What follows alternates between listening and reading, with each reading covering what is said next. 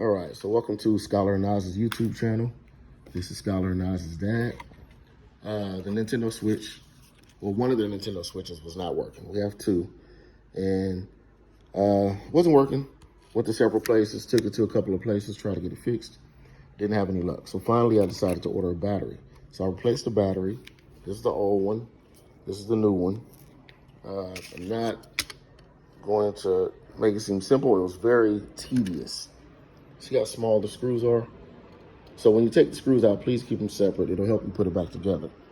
So here's a Nintendo Switch. That's the inside. Swap the battery. And now we have a Nintendo Switch that's working from swapping the battery. So there's a bunch on Amazon. This is the one we got. It came with the little tools. This one was 15 bucks, but they have different prices on Amazon. So read the reviews for the batteries and good luck. Hopefully you can fix your Switch like we did.